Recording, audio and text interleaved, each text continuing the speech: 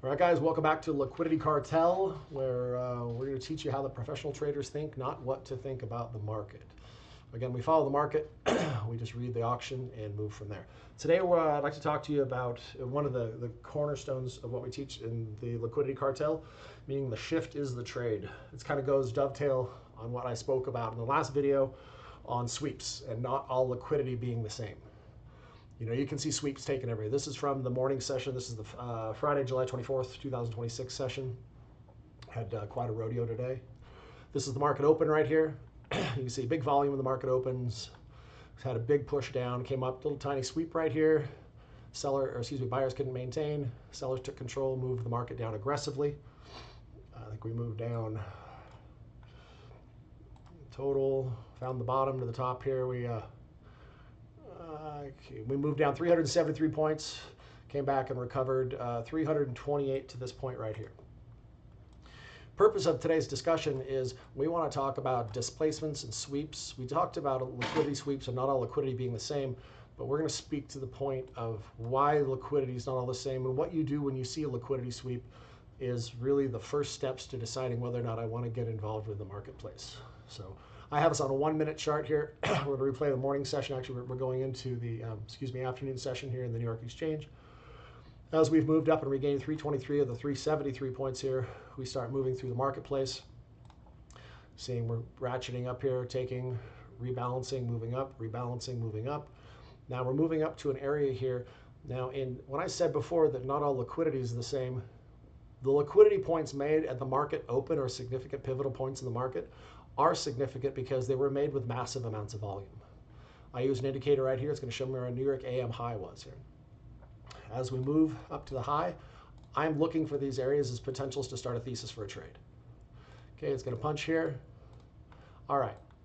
Now here's where your breakout traders get involved because they see these logical liquidity points and high magnetic draws, the 1800 candle Asia session high, all very high draws. And specifically, when you look back to the left here, we've got big liquidity points here.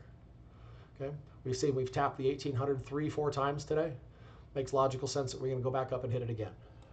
Except the fact that when we opened the marketplace with large amount of volume, the New York AM session here, buyers were unable to retake this.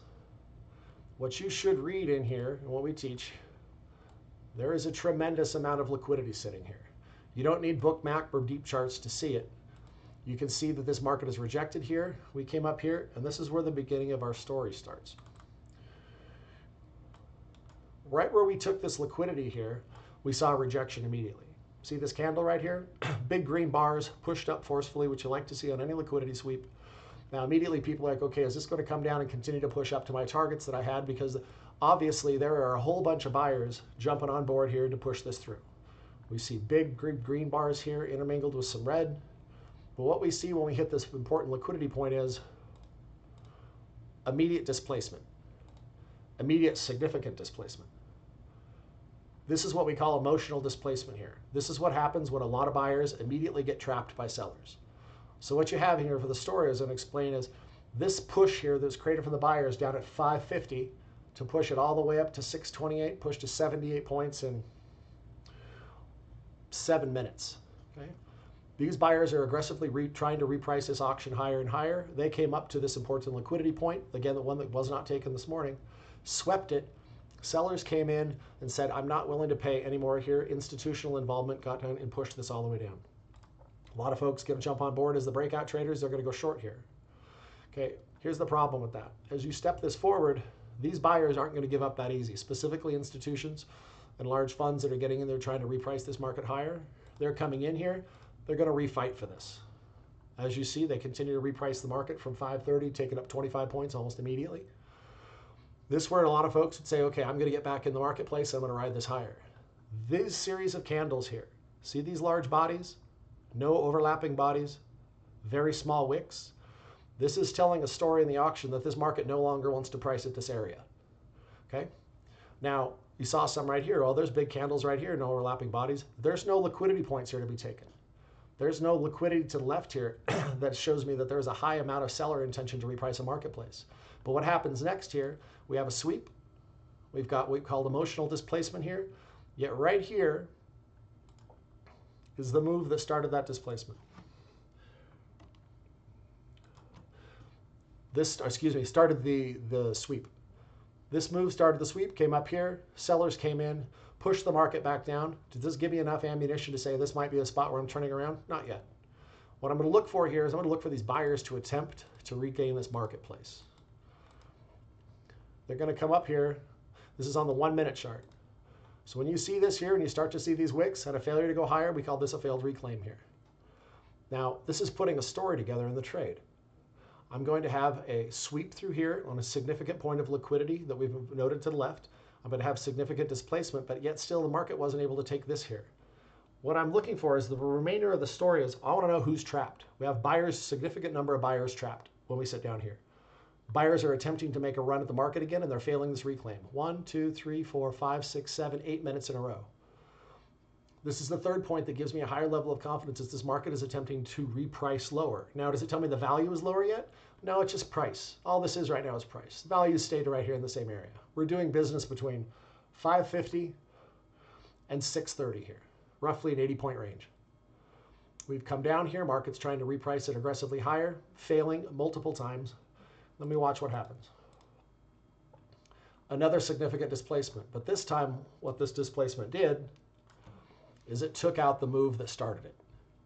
Okay, this gives me confidence that not only is price moving, but the value of the marketplace is readjusting.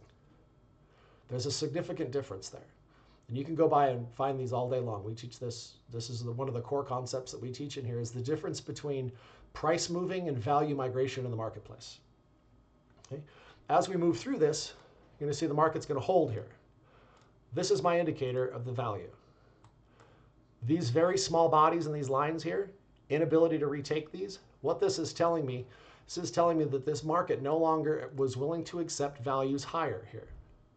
And this willingness to no longer accept values higher, last piece of the puzzle that starts me looking. What does it start me looking?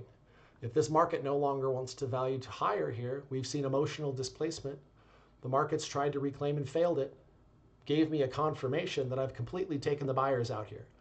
This entire leg of buyers now has been taken out. Stops have been hit. Buyers took their losses.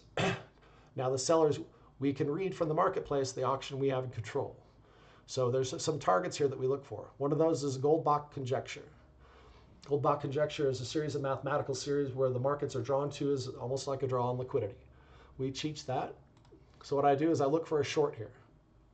Where do I want to cover my short? I don't want to see it make the top of this candle. This big emotional displacement candle, this is the one that completed my story. I've got a 20-point stop here. And I'm going to take it to what I call a logical liquidity point. Also happen to be sitting on top of a previous daily low.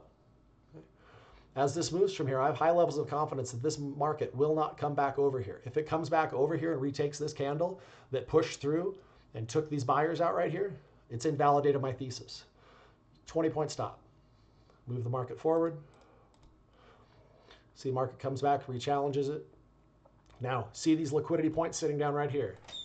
Part of trade management here is showing me it's going to have a hiccup here. I'm going to pay attention here because this is a liquidity point here that was hit before that the market had refused to go lower.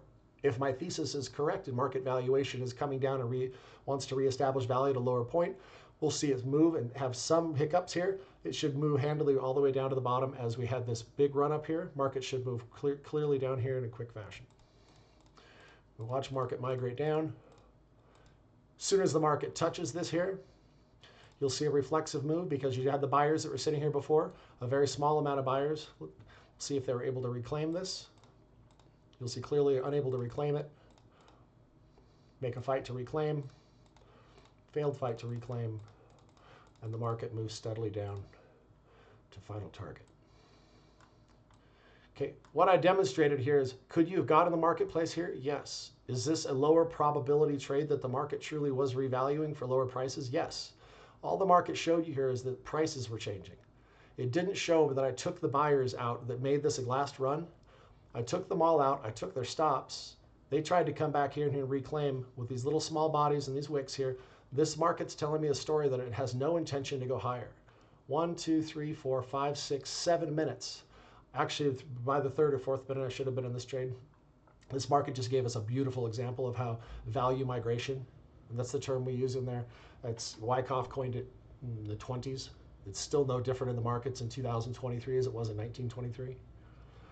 So when you watch the markets, you don't have to have deep charts or book map or anything on second level charts to see how the auction is migrating, to see how there is an agreement between the buyers and the sellers, that the sellers no longer want to buy or want to take pricing this high. This here gave me the last clue that I had. I got into the market short. If you take partials out, this sweep right here obviously was a great spot to take a partial. We took a full one down because there's different levels of gold-bot conjecture, which we speak to very often in liquidity cartel as targets that we look for the marketplace. Entered the trade at 12:36 and exit the trade at 13:10. 43-minute trade for 117 safe points. So that's the one I want to speak to you about, guys, that the shift is the trade. It's not just the sweep. It's not just the displacement. It's not the failed reclaims. It's when you fully and graphically see that the market is shifting and understanding it wants to take lower pricing. So that being said, guys, we teach this every day. You know, we try to have in the Discord, we do teaching moments. We do about 2 hours every day, but this is the core of what we teach is reversal trades, continuation trades, but those trades are based upon the valuation in the market and value migration shifting, not just sweeps. So hope you guys learned something today. If you did, drop me a message there, let me know, and I'll talk to you soon.